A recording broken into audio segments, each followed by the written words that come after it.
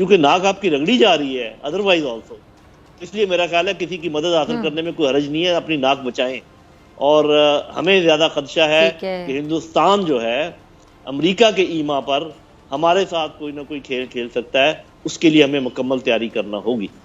آج کی کہانی کچھ یوں ہے کہ ایک اکیلے انسان نے محبت میں پورا پہاڑ توڑ کر سڑک بنا دی، اور جس نے یہ ناممکن کام سر انجام دیا، آپ کو پتہ ہے وہ شخص انسانی تاریخ میں ایک عجوبہ انسان کی حیثیت رکھتا ہے. اچھا، یہ شخص ایک بہت ہی غریب مزدور تھا. ذرا سنتے جائیے گا، بڑی انٹرسٹنگ کہانی ہے. یہ بڑا غریب مزدور تھا، اور یہ اس وقت کا واقعہ جب اس کی عمر تقریباً 22 سال بتائی جاتی ہے. وہ غریب مزدور اپنی بیگم سے بڑی محبت کرتا تھا. اچھا، ان کے علاقے میں نا پینے کے لیے کہتے کہ پانی نہیں ہوتا تھا، اور اس وجہ سے مزدور کی جو بیگم ہے اس کو ایک پتھریلے پہاڑ کو کراس کر کے پانی لانا پڑتا تھا. ایک دن کیا ہوا کہ وہ پانی لینے گئی، لیکن اسے پہاڑ کراس کرتے ہوئے شدید چوٹ لگ گئی، جس کی وجہ سے اس کا خون بہنے لگا. جب وہ گھر واپس آئی تو اس کا خون بہہ رہا تھا. مزدور بیگم کو لے کر فوراً اسپتال کی طرف روانہ ہوا، لیکن اسپتال کے راستے میں بھی وہی پہاڑ تھا اور اسپتال بہت دور تھا، جس کی وجہ سے اس کی بیگم راستے میں ہی خون ضائع ہونے کی وجہ سے انتقال کر گئی. اب اس کے بعد یہ مزدور دکھ سے نڈھال ہو گیا، کیونکہ وہ اپنی بیگم سے شدید محبت کرتا تھا. اچھا، غریب مزدور ایک بلند حوصلہ انسان تھا جو آسانی سے ہمت نہیں ہارتا تھا. اس کو بیگم کے مر جانے کے غم نے ہلا کر رکھ دیا، اور اس دن اس نے ایک عجیب اور تاریخی فیصلہ کیا کہ وہ اس پہاڑ کو ہی توڑ دے گا تاکہ دوبارہ کبھی کسی کی جان اس پہاڑ کی وجہ سے نہ جائے. اچھا، مزدور نے پہاڑ کو دیکھا، اس سے مخاطب ہو کر کہا کہ آج سے میرا عشق تیری بربادی. اے پہاڑ، میری بیگم مجھ سے تیری وجہ سے جدا ہوئی ہے. وہ صرف ایک ہتھوڑا اور ضرورت کا کچھ سامان لے کر پہاڑ پہ چلا گیا اور اس پہاڑ کو توڑنے لگ گیا، یعنی شروع ہو گیا پہاڑ توڑنے. اب آپ کو پتہ ہے پہاڑ ایک دن میں تو ٹوٹنا نہیں تھا. وہ ہر روز رات تک یہ کام کرتا رہتا. دن گزرتے گئے اور پاس والے لوگ جس کو دیکھتے تھے پہاڑ توڑتے ہوئے سمجھتے تھے شاید بکلہٹ کا شکار ہے، شاید باولا ہو گیا، شاید پاگل ہو گیا. اس کا مذاق اڑاتے تھے پاگل سمجھ کے. اچھا، اس نے اس پہاڑ کو نہ توڑنے کا سلسلہ نہیں روکا، لوگ اس پہ ہنستے رہے، وہ لگا رہا. اس نے کیا کیا کہ پہاڑ کو تقریباً 22 سال تک توڑتا رہا. اچھا، اور آپ کو پتہ ہے کہ وہ اتنی لگاتار توڑتا رہا. 22 سال کی عمر سے وہ شروع ہوا، تقریباً 20-22 سال تک وہ اکیلا کسی کی مدد کے بغیر دن رات یہ کام کرتا رہا. کچھ لوگوں کا کہنا ہے کہ 20 سال تک وہ یہ کام کرتا رہا، کچھ کو کہنا ہے کہ 20 سے بھی زیادہ کر سے چلے 20 21 22 سال تک وہ یہ کام کرتا رہا. اب راستے میں آنے والا وہ پہاڑ آخر کار اس نے صفحہ ہستی سے مٹا کر راستہ بنا ہی دیا.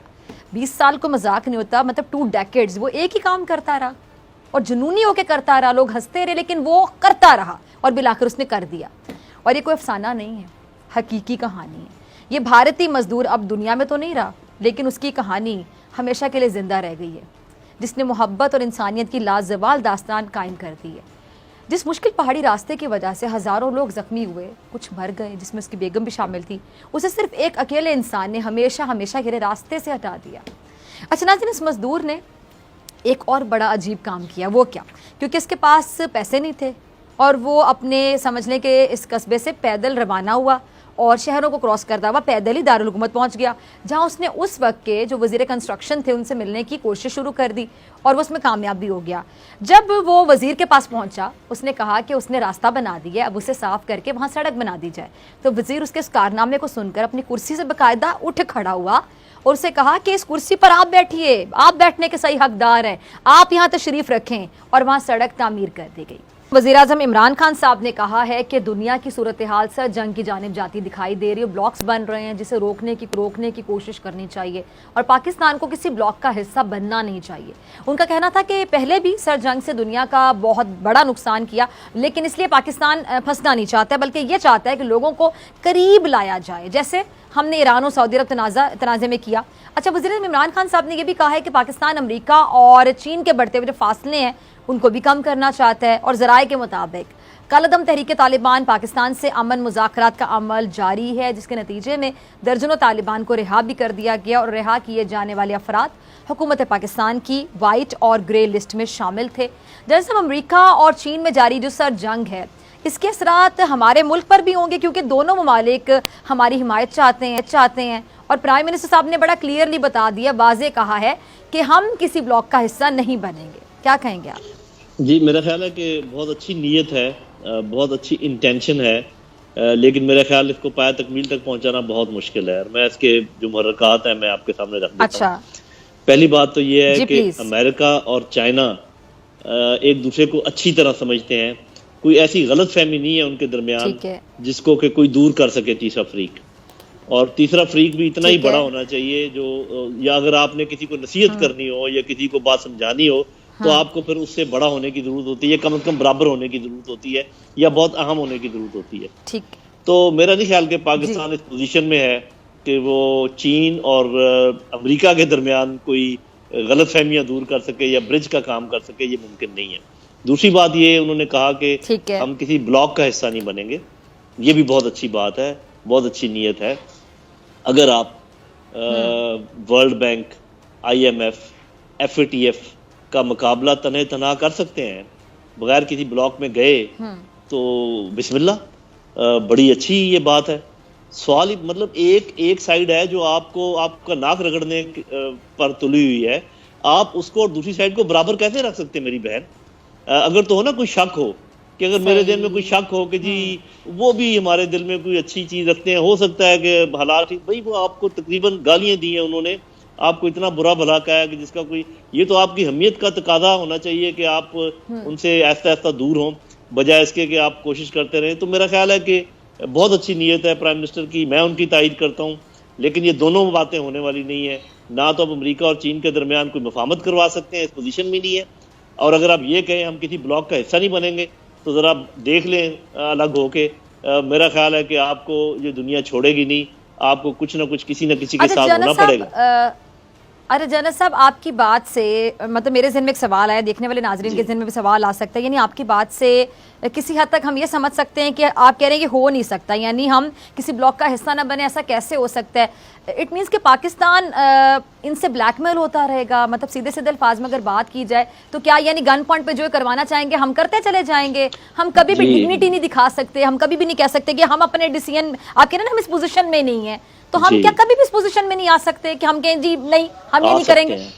جی آ سکتے ہیں, میں تو آج کی بات کر رہا ہوں کہ ہم اس وقت اس پوزیشن میں نہیں ہیں, لیکن آنے والے دنوں میں آ سکتے ہیں. مطلب ہے کہ ابھی بالکل ہم اس لیکن میں پوزیشن ایک میں چیز نہیں واضح بھی کرنا چاہتا ہوں, میں واضح یہ کرنا چاہتا ہوں جی کہ دیکھیے جی دوستوں اور دشمنوں میں فرق کیجئے. اگر آپ دوستوں اور دشمنوں کو برابر رکھنے کی کوشش کریں گے تو پھر آپ کے دوست بھی آپ سے ناراض ہوں گے, تو پھر آپ نہ گھر کے رہیں گے نہ گھاٹ کے رہیں گے. تو آپ فیصلہ کر لیں آپ نے گھر پہ جانا ہے یا گھاٹ پہ جانا ہے.